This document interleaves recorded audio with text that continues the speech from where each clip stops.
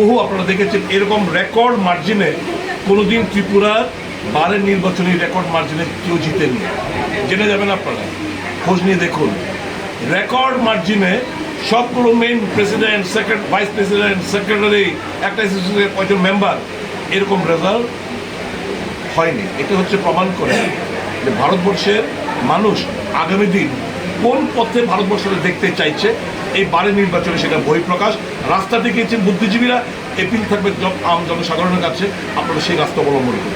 আপনি কি মনে করছেন যে বিজেপির যারা আইনজীবীরা রয়েছে তারা বিজেপিকে ভোট দিই না দেয়নি তো ওরা? আমি তো প্রথমেই বললাম, বিচার করলে, সংখ্যার দিক দিয়ে বিচার করলে যারা বিজেপি সংগঠনের সাথে জড়িত আইনজীবীরা, তাদের সংখ্যাটা বেশি। কিন্তু তারপরেও ওখানে থেকেই তারা আমাদেরকে ভোট দেয়। এবং এই যে রেজাল্ট এত বিশাল ব্যবধানে, এটাই প্রমাণ রাখে যে they are not happy, they are compare to work with them. এরা খুশি না। ভারতবর্ষের কথা মাথায় রেখে আগামী দিন এরা নতুন একটা পথ দেখানোর চেষ্টা করেছে সমাজকে। আমার বিশ্বাস এই দেশের মানুষ, ত্রিপুরা মানুষ তাদের দেখানো পথে চলবে। আপনার কি মনে হচ্ছে আসন্ন লোকসভা নির্বাচনে তার প্রভাব পড়বে?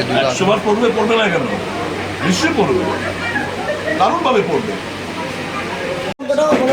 আমাদের আজকের নির্বাচন আমরা প্রেসিডেন্ট পদে স্টেট কনস্টিটিউশনাল ফোরাম থেকে জিতেছি।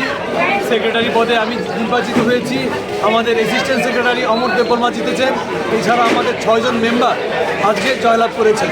এখানে স্টেট কনস্টিটিউশন মঞ্চ সম্পূর্ণভাবে জয়লাভ করেছে, সেটাই আমাদের সবচেয়ে বড় খবর। এবং আমরা যে জয়লাভ করেছি এটা আইনজীবীদের জায়গা, এটা রাজনীতি করার জায়গা না। এখানে রাজনীতি নেই, আমাদের আইনজীবীরা সবাই বন্ধু এবং বান্ধব। আমরা কালকে থেকে আবার সমান তালে কাজে লেগে যাব। তো এখানে রাজনীতির কিছু নেই। আমরা পলিটিক্সের বাইরে গিয়ে আমরা সব আইনজীবী এক। আমরা চাই আমাদের প্রত্যেকটা আইনজীবীর উন্নয়ন হোক এবং উন্নতি হোক, এবং সেই লক্ষ্যে আমরা কাজ করে যাব। আমরা গত 4 বছর ধরে সেই লক্ষ্যে কাজ করে গেছি এবং আজকের ভোট তার রেজাল্ট। আমাদের জয় নিশ্চিত ছিল, কারণ আমরা কর্মে বিশ্বাস করি।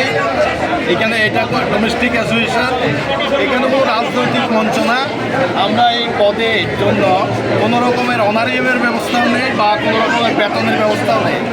আমরা শুধু আমাদের অ্যাডভোকেটের স্বার্থে আমরা কাজ করার জন্য, সঠিকভাবে বারটাকে পরিচালনা করার জন্য, সকল অ্যাডভোকেটের সুখে দুঃখে পাশে থাকার জন্য এই একটা কমিটি করা হয়। সেই কমিটিতে এমন কোনো ব্যাপার নেই যে এইখান থেকে কেউ 2 টাকা নিয়ে যেতে পারবে বা 2 টাকা বেতন পাবে, এরকম কিছু নেই।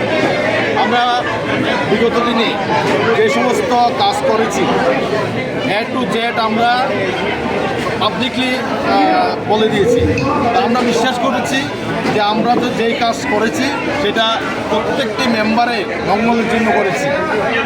ঠিক নির্বাচনের প্রাক মুহূর্তে, এর আগেও দেখেছি 2022 সালে 3 বছর ধরে আমরা লড়াই করেছি। নতুন বিল্ডিং হয়েছে, সারা ত্রিপুরা রাজ্যে 12টা বার বিল্ডিং হয়েছে। বার বিল্ডিংয়ে government of Tripura furniture provide করেছে। শুধু ওয়েস্ট ত্রিপুরা ডিস্ট্রিক্টের বার বিল্ডিং আমাদেরকে হ্যান্ড ওভার করেছে উইদাউট ফার্নিচার।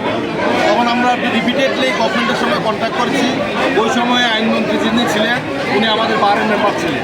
উনি আমাদেরকে শেষ পর্যন্ত বলেছেন এখন আর ফার্নিচার দেওয়া যাবে না।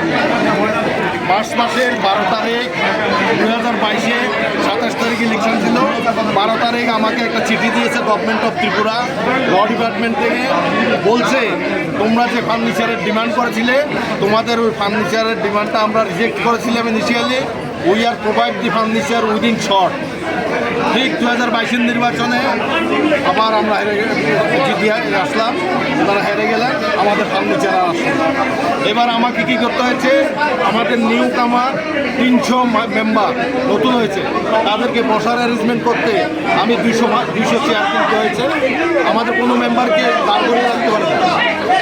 এই সমস্ত কাজের নিরিখে আমরা বুঝেছি যে আমরা জিতব, এবং নির্বাচনের আগেই আমরা বলেছিলাম আমরা জিতব। আমরা কর্মে বিশ্বাসী। বারের যে কমিটি 2022-এ হয়েছিল সেখানে বিভিন্ন দলের প্রতিনিধি ছিল। আমি কোনো রাজনৈতিক দলের বলবো না, আজকের পরে কিন্তু এখানে আর রাজনীতি নেই।